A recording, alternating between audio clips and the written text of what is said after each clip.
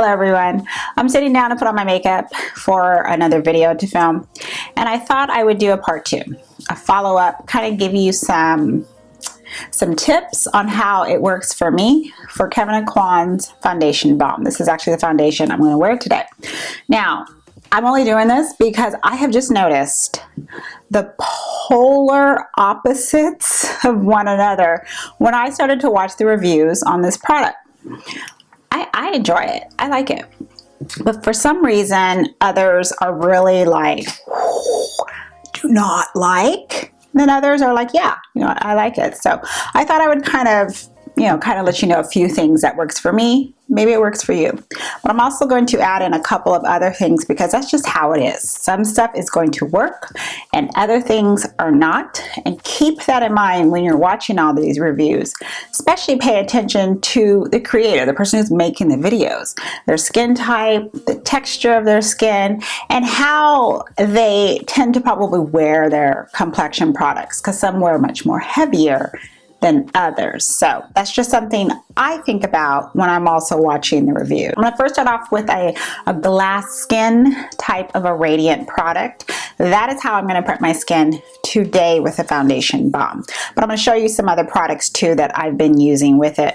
Now this is also from Kevyn Aucoin. I wasn't able to get it in time through Octoly, so the brand did send it to me complimentary.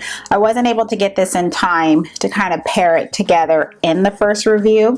But this is the Glass Glow Face Illuminator, and my shade is in Spectrum Bronze. Now the reason why I wanted this is I got an email that this is very much paired together with the foundation balm itself. It's like one. And my plate ready. I'm just going to put a little bit, so not a full pump, on my plate here. So that's tip number 2. I'm probably going to forget the numbers by now. But that's the second thing I would start paying attention to is the person that you're watching. Do they tend to use a lot of product, or do they use a little at a time to layer up? I use a little at a time to layer up. Now I'm actually going to use Kevyn Aucoin's brush for this one. Sometimes I'll use my fingers. Other times I've used a sponge, like my Beauty Blender sponge, because when I want to use the sponge with this product, I don't care if it's got the glow in it. I just go right inside. But I'm going to separate it just to let you know. So just swirl it aside. Really get it into the brush, but also get the excess there on the plate. This glass skin product has oils in it, and it has this sheen to it that gives off a very, I would say, like a natural glow. And I like it. You just pick out whatever color that best suits your skin tone. Working in layers, working a little bit at a time, it might take a little bit longer as you're getting ready in the morning. It just depends what your lifestyle is, what you got going on. But it helps because you can really start to pinpoint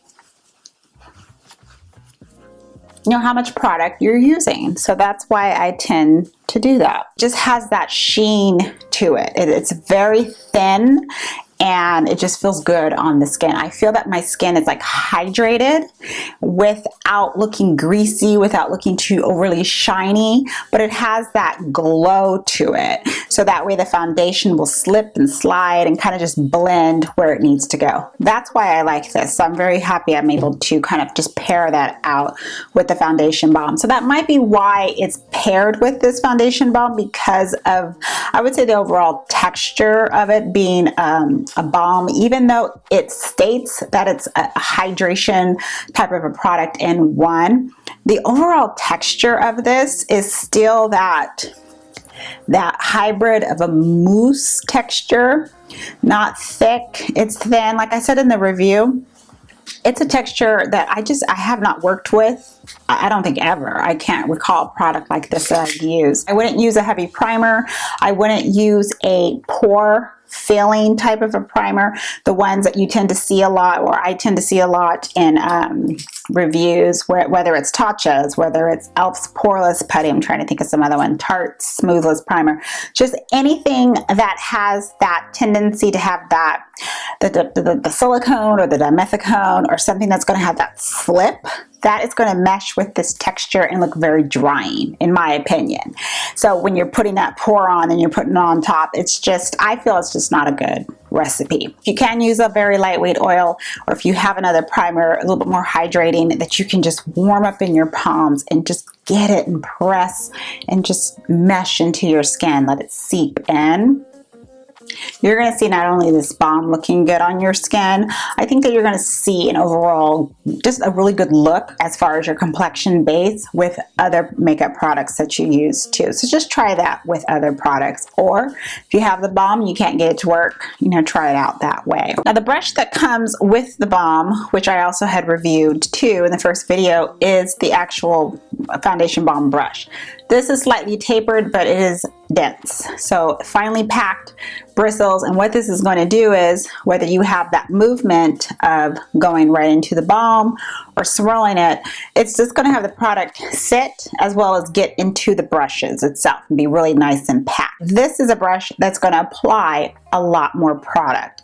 It's also a way to layer and add a lot more full coverage into areas that you need it, but you also have to remember just how you're going to bend and buff it, into the skin to really have that skin-like texture. You want to go ahead and use a sponge for this product. I recommend if you pick it up, kind of tap off the excess here on your palm and then go in. So again, you're working smaller layers and small amount of product. An alternative to using that thick, dense brush is to just look for tapered brushes here that have the synthetic brush hairs, which is going to pick up the product, that's also going to just move and blend it, cream or powder on the skin. This one just happens to be from Eco Tools. Now it's their highlighter brush, but I use it for foundation because I want it to be precisely targeted, and it's that perfect, like I would say, small egg design, and that's why I like it. I'm going to work in layers again, and what I do is just kind of, you know, go upward motions here where I want to blend the product.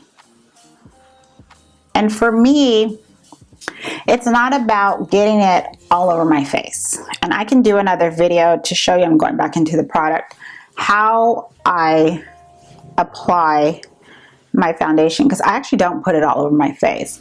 I just strategically put it in the areas where I want to even it out. I know it kind of seems like I'm going into the balm a lot, but I'm just picking it up just a little at a time, just a little, and pressing it, but I'm also buffing it into the skin at the same time. This looks like skin. So I'm going to go back into it a little at a time, again working in layers. For my forehead, I just go back and forth a little bit here, again kind of strategically pinpointing where I want the product. I do skip this area of my face. I don't know if I've shown enough foundation application videos where I don't put it on right there. Now, then I go down the bridge of my nose.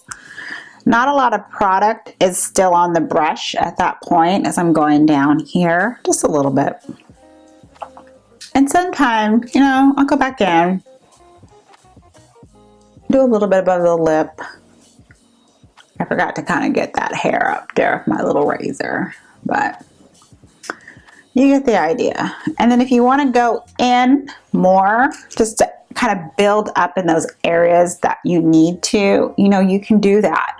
But using this brush that is tapered, but it still is picking up that product, really distributes it really great on the skin. I mean, just still stays skin-like. Now I'm going to go in just one more time, but I'm only focusing it in this area right here, in this area right there. So just basically where I would have like the hyperpigmentation, like the darker spots, and I want to build that up into coverage. Now this time I'm just going to start to stipple it, but then I'm blending out the edges so that way you don't see a demarcation mark, okay? But I still have that coverage right there that I need it. And this product also, I would say, dries fairly fast. So you need to, that's another thing, is I would work in sections with this balm. Work in sections and let it, you know, let it do its job. Last area I want to touch on is the overall skin itself, skincare, and, you know, just our lifestyle and all that in general. That is key when it comes to any of these products. That's what I preach on this channel. Take care of your skin first, and this all makeup is going to look just the best on your skin. And this is where we're, you know, we're all different. We have different skin types. I'm normal. If it's going to lean anything, it goes towards dry. We have different skin textures. I have very little skin texture on my face. I exfoliate my skin every morning, gentle exfoliation, but overall, I don't have a lot of texture on my skin. So I can see when something's going to be smooth. It doesn't have like a lot of areas to kind of groove and go into and seep into. So I can feel if a product's on my skin. And it's very easy for me to blend out a product. So kind of keep that in mind with the user that you're watching. Changing out how you're prepping your skin, kind of think of it that way. That lightweight, very lightweight type oils, that works for me. Application techniques, your tools are going to come into play. So start to pay attention to that. Your brush of use, how you're going to get the product onto your skin. But just as important, if you can, I know time might not, you know, be on your side when you're in a hurry, but if you can just work in layers and really pay attention, buff it into the skin without necessarily sacrificing your coverage, you're going to really start to see a difference as well. I do hope this video has been helpful for you. If you're trying to get this product to work for you, or any other complexion product, perhaps, you know, you're looking at it and you're like, I just can't get it to work. I hope that little bit of information can help you in any way. So thank you all for stopping by and watching. I do, as always, appreciate it. I'm going to finish my makeup so I can film my other video. And with that, have a wonderful day. Have a wonderful evening, everyone. And as always, I'm going to see you in the next video.